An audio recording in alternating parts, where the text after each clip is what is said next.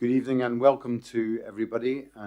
Thank you for your attendance here tonight and all those who are viewing in on the internet. This is tonight's Cabinet meeting, and before we start, I'd just like to go through the rules for the fire evacuation procedures. There are no fire alarms scheduled for this evening, and therefore if the fire alarm sounds, please evacuate the building immediately. Fire exits are located to the side of this room, and exit through reception and meet in the War Memorial Park. I remind everybody that the webcast of this meeting is being shown live on the internet and will be able to view on YouTube after the meeting. Mobile phones should be switched off or turned to silent. I now move to the agenda. Apologies for absence for tonight's meeting are from Councillor Tristan Robinson, who unfortunately been struck down by COVID. Are there any declarations of interest? Councillor Isaac. Thank you, Leader. Yes, I have a non-pecuniary interest to declare because I'm a trustee of the Anvil, and therefore it would not be appropriate for me to participate in the item 5, the community and voluntary sector grant funding paper. Great. Well, we'll welcome you back for item 6 when it arrives. So thank you for that. I have not been informed of any urgent items, and the minutes of the meeting held on the 7th of December were available for you to view.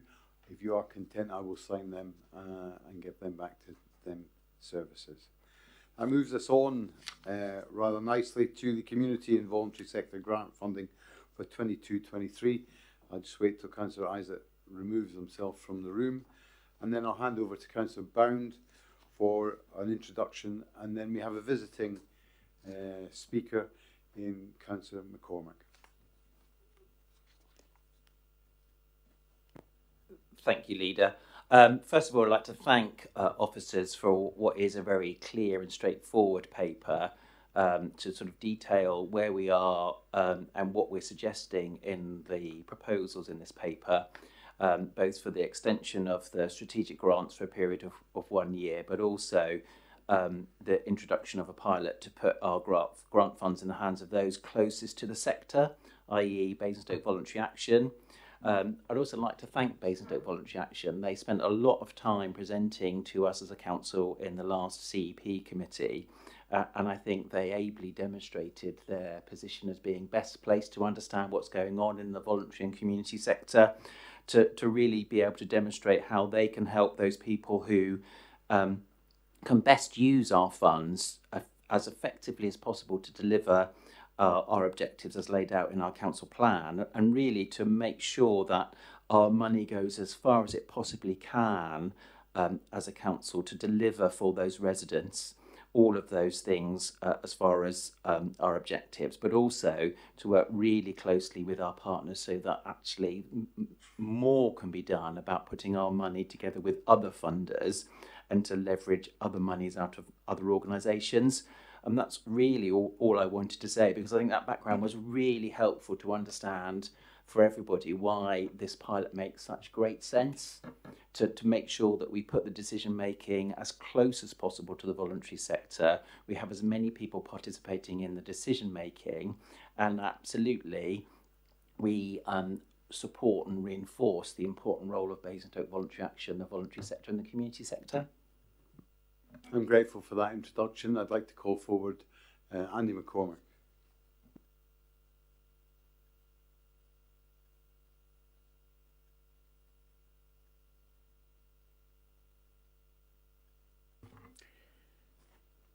Thank you, Leader. So I guess I'll get 4 minutes. Right. Okay, I'll take a lot less than that. So I noted that CEP had discussed this on the 15th of December, and page 15 on the minutes, bullet point 3, they'd expressed concerns at the reduction in funding of 10%. Now I expect that the minutes are kind of a muted form of the actual discussion and may not capture everything that's been said, or indeed the spirit in which it was said. But the impression I get is that BVA is going to be administering a smaller pot and having to make difficult decisions with charities. And I'm not sure about the public accountability aspects of that. Basically, we have given them a reduced pot of money, and we're not having those difficult decisions ourselves. Ultimately, it's public money. It's being administered by a third sector organisation. So where's the public accountability?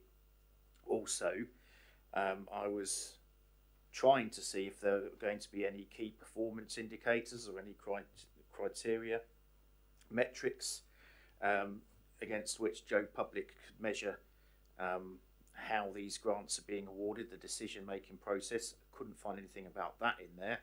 I did find a table with 6-point font of all the various grant recipients, and I note on page 22 that BVA is itself in receipt of a strategic grant to the tune of just under £112,000 a year. So how will this work if it's going to be looking after grants to other charities? And that's all I have to say. Thanks. Thank you, Andy. I'm grateful for that. I'm sure the portfolio holder will have some comments to make on that, and I'm sure some of the Cabinet will also have some comment. Thank you, Councillor McCormick. I think it may be something that it's difficult to articulate as far as people's experience and what's normal within grant funding and the processes that are used. I can understand your questions, but actually, of course, the devil is in the detail and how the process works. It's not unusual for panels of, and how I see it playing out is actually a panel which is administered by BVA, which would have representation from Basingstoke and Deane Council, maybe the County Council, maybe the CCG, maybe a representative from bodies that are large voluntary organisations and small community organisations who would sift and work through the applications for that money. So in some respects, there is quite a lot of oversight in that, and we would be part of that process. Part of that process, of course, would also mean, and this is really why sometimes having a local authority, well-documented, transparent, detailed process at the front is really unhelpful, because one of the problems that we've had in the past from previous applicants is, of course, just because we say this is what we want and how we want it isn't how we get applications. We get applications from organisations who say this is what we do, this is how we do it, and this is the best way of doing it, and the two aren't the same. So the panel would be able to say, okay, we've got this amount of money, we've got all the representation and make a very strong, robust decision about who gets what money to achieve what. And actually it would be the applications themselves that would say, if you gave us this amount of money, this is what we're to do with it. And these would be the key performance indicators to judge our success on. So absolutely, that process would happen. But of course, there's something about chicken and egg here, isn't there, that says actually we can talk about what, in the broadest terms, we want those applications to achieve, but absolutely not trying to pretend that we are the best to articulate how it should be delivered. So I would see BVA, the voluntary sector, and the applicants themselves being best able to say, this is how we'll use your money, this is what we'll deliver, and this is how we'll be measured. And just your last point about strategic grant, well, of course, what we're talking about is BVA as an organisation leading on the programme grant funding. As the paper makes clear, we strategically grant, i.e. give money for core funding to keep an organisation running for lots of organisations that we work with, and it doesn't actually give us any cause for concern regarding conflict. Another example might be Citizens Advice Bureau, and they work with us all the time on housing and benefits issues.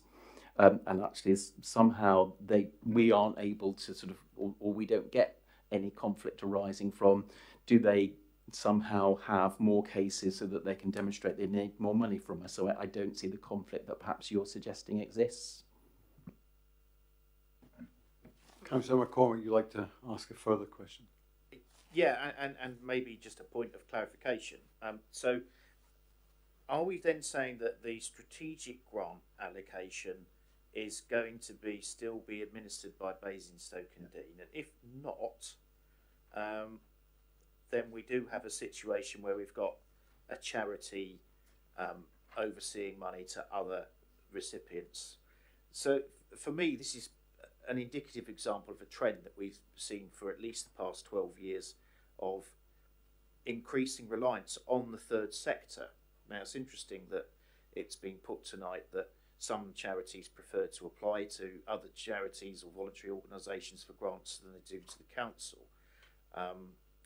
I think we need to be very mindful of what Joe Public would see in terms of, ultimately this is public money, right, that's going to go to these organisations. It's just being channeled through someone else, and do we have the transparency of decision making? Are we able to stand up in the council chamber and have a resident ask a question, and then they will get an answer to that? Does it need to be referred to BVA? Do they have to wait for the answer? When a councillor asks a question, is that a similar process? It's still the public money, so we still have to have that route of public accountability. And I think when we look at the trends in the main, it would be a better thing if, as a council, we were to provide more services than we currently rely on certain parts of the voluntary sector to provide, because the uniformity of provision, the income, the security of income, I would argue, is greater if we have a guaranteed support line in the terms of public funding. As it is at the moment, as I see it, we've basically got a double discretionary system where the council decides in some form or other what the central pot is going to these organisations, and then we've got a devolved organisation that then makes the next decision as to who actually gets the money.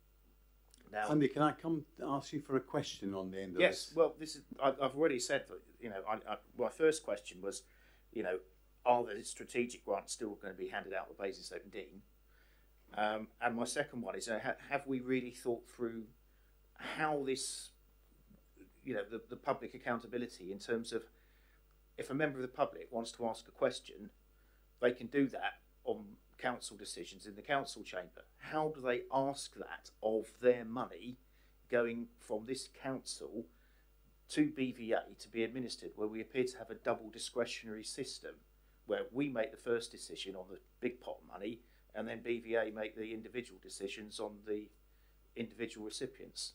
Councillor Brown, can I?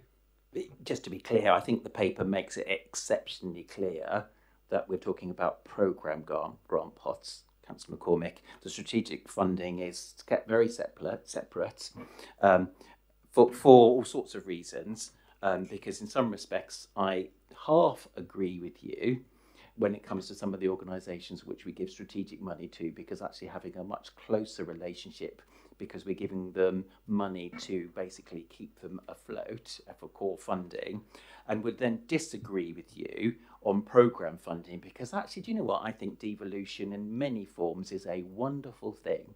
Why wouldn't you put that decision making as close as possible to those people at the front line who know where the money can make a huge amount of difference, where our money can absolutely open up getting money and support and resources from other organisations.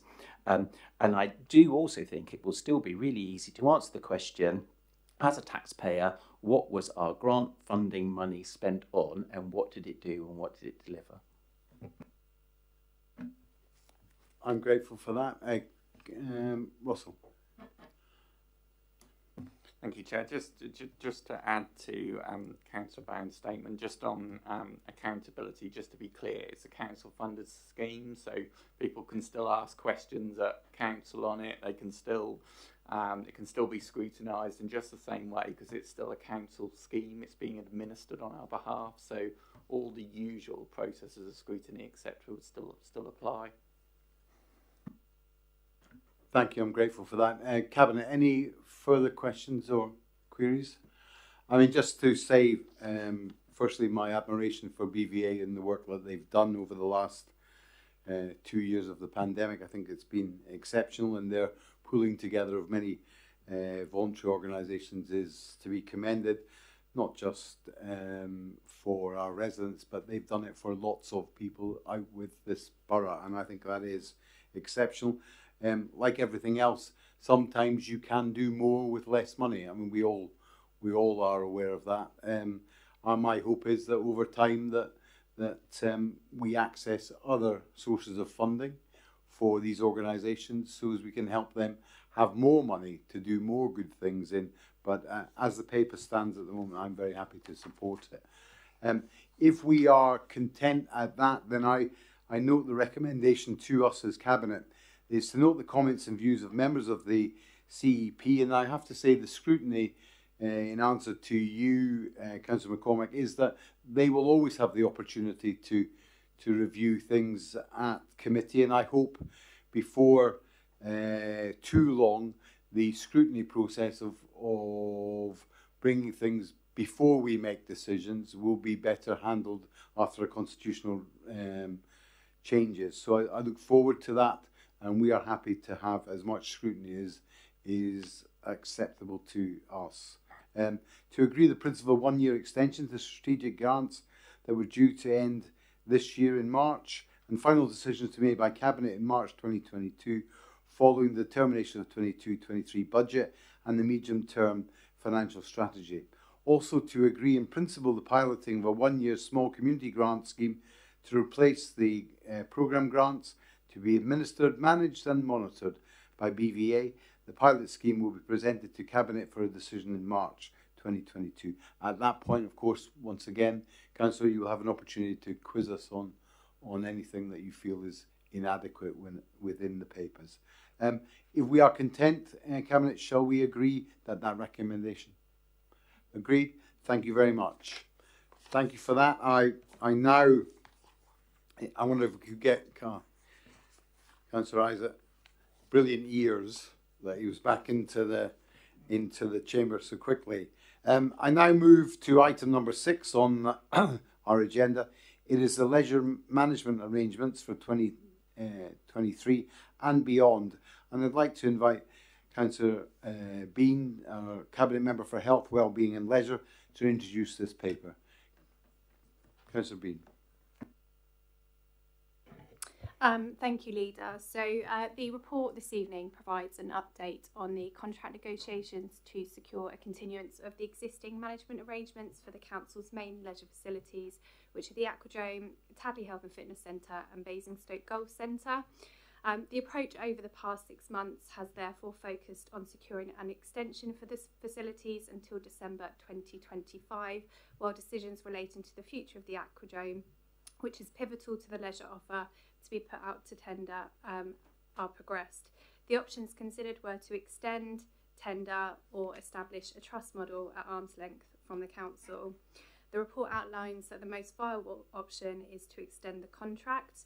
It's worth highlighting that the negotiations proved challenging due to the unique set of circumstances that the leisure market is in and the decisions around the future of the Aquadrome and the uncertainty around what the market will look like in 2023 or how quickly the industry will recover. At this point, I'd also like to thank the officers for the significant amount of time that has been spent in bringing the paper forward and us arriving at where we are now. Despite the challenging conditions, the Leisure Trust and Serco Leisure Limited are keen to extend within Basingstoke and sustain the contract through a revised base model that reflects the current market environment. This does not change the actual service being offered. However, if we reach pre-COVID levels, would actually provide the Council with a better offer than the current arrangement due to the adjusted surplus share formula and increase in some core prices. I think it's important to call out at this point, it will not impact concessionary prices at all. The arrangement will remain until December 2025 and future management arrangements will be considered at the appropriate time, hopefully when the pandemic is over, the market has settled down and certainty has been reached with regard to the future of the Aquadrome. In light particularly of the current market conditions, we believe that the extension of the contract provides the best possible outcome for the Council and the continuation of service at these well-used facilities. Thank you. Thank you, Councillor Bean. I remind everybody that we have pink papers at the back of this. Hopefully we'll not have a necessity to go into confidential session. I hope if you wish to, Councillor McCormack, that you'll give us an indication of that early on and we can remove the cameras from this proceedings. But I ask you now to have your 4 minutes on anything that you'd like to bring forward on this paper. Thank you, Leader. Well, I'll need slightly less than 4 minutes anyway on this. So I note on page 27 that the contract is being extended for 3 years, and also within the papers there's I was not unable to locate it when I came to the podium. Some indications that some of the numbers were down and that revenue had taken a hit. Now that is, that along with the legal view, the desired outcome of the negotiations and the impact of COVID is on the white papers. The exact financial details are not, so I can't talk about those unless we go for confidential session. And we can't look at the budget versus actual because that's confidential. And there might be some good news in that, but what my central question is,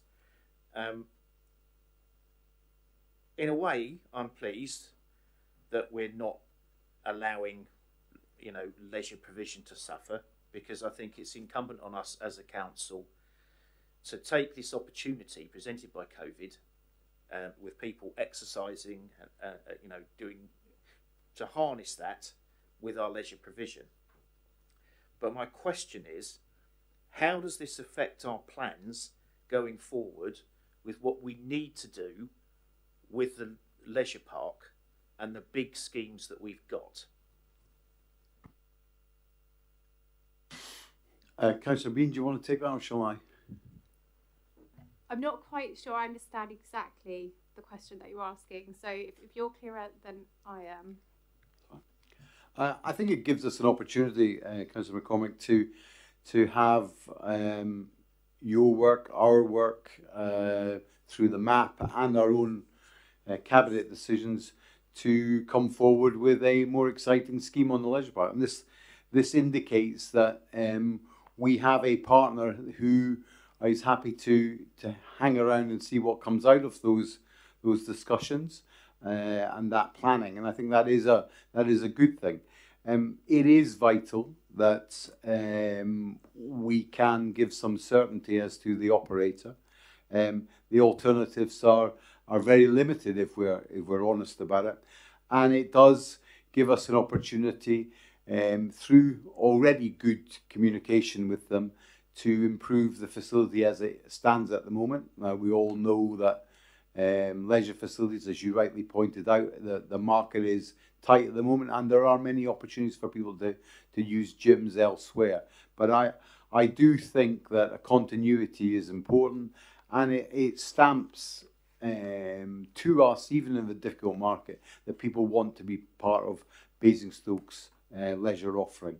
It is, in my view, important. Obviously, the Tadley scheme for my residents and many others in that element of it are really important, and they have been an excellent addition to our leisure offer. So I think over the next 3 years, and this gives us the breathing space to do it, we will see something exciting coming forward. You've been part of that yourself, and I'm sure with Councillor Isaac driving it, we will be able to deliver something even more exciting once the contract ends in December 2025. Thank you.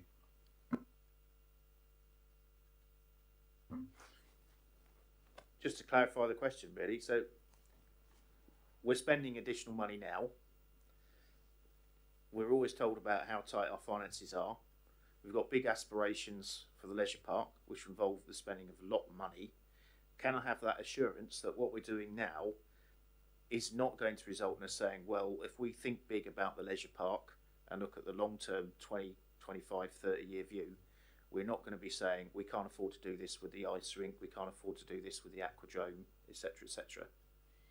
Well, we're not going to make commitments on what is going to be in the leisure park in the future. It is up for discussion, and we will make sure it's A, right size, and B, that the facilities are what our residents want and can have into the future. But you can be assured that this is the start of it. The fact that we're investing money to get the aquadrome through to 2030 should give you a clear indication that we're looking long term at this. And although we are only signing up our partner till 2025. The fact that they are willing and we are willing to move this forward on quite a good financial deal should things all work out and the numbers come back post-COVID, then I think you can be confident that we will, all of us, that's just not the administration, will have something exciting by the end of this contract and something that people can vision and see and accept that will be delivered by us as a borough council, regardless of what it costs, because we will have to put our hand in our pocket, and that's been made very plain, both to you and to other group leaders, that we are prepared to pick up the challenge of investing in our leisure world. Cabinet, do you want to add anything more to that? No? If we are content, then I would ask that you review the recommendation on page 1 of 12 on this agenda item, which says recommended to Cabinet is that the position reached following a detailed and robust negotiation with the Trust and Circle Leisure, as detailed in paragraph 2.6 of this report, be accepted and the contract be extended to the end of December 2025. That is just over 3 years, just under 3 years' time. Are we accepting of that? Agreed. Then we are content with that paper. There is nothing more on the agenda tonight, and I thank you for your time and attendance, and I look forward to seeing you again next week for council. Thank you very much indeed. Good night.